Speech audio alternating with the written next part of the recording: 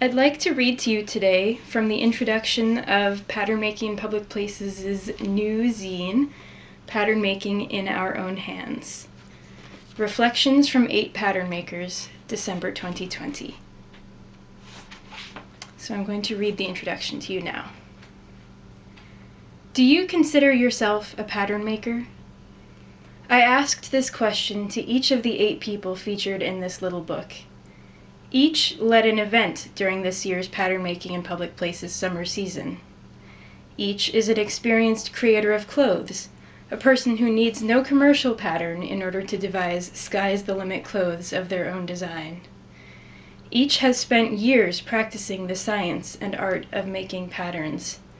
And yet, nearly all, when confronted with the question, hesitated. Why? Why is it that so many of us, despite credentials of experience, understanding, enthusiasm, and sometimes formal training, feel uncomfortable donning that title? The answer to this why varies, of course, by the individual. For some, pattern making may be something that we do, but not core to who we feel we are. For others, making patterns may be wrapped up within some larger, more important identity, such as that of designer. And for many, pattern maker feels intimidating, like a secret society to which we have not received invitations. I am not impartial on this topic. I selected these 8 people because I recognize them all to be pattern makers. To me, pattern makers are people who make patterns. People who take pencils, pens, computer mice, or fabric into their own hands and create the shapes in which they choose to live. These 8 people are strong, shining examples, but to me, pattern maker is an identifier for which the only prerequisites are interest and action. All are welcome and celebrated. You are welcome and celebrated.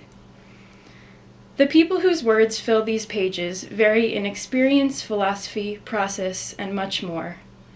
I interviewed them all using the same set of questions. Naively, I assumed that at least certain questions would net similar responses.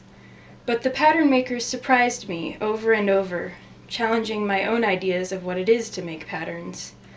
I am so grateful for these perspectives and the generosity with which they were shared. When I was a student at New York's Fashion Institute of Technology, I was determined to learn everything there was to know about pattern making, determined to become a pattern maker. One day, I wandered the stacks of the school's library, searching for books about pattern makers. After all, the shelves were heavy with biographies of designers. Discouraged, I inquired at the information desk. "There don't seem to be any such books," the kindly librarian replied. Returning to my earlier question then, why? Why are there no books celebrating the lives of those who identify as pattern makers?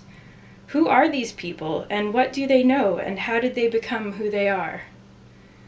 The zine you hold, the zine I hold at this moment, is a response, a showcase of people who make patterns. There are few universals among them. They, like us all, are unique. But they are all honest-to-goodness inspiring makers of patterns.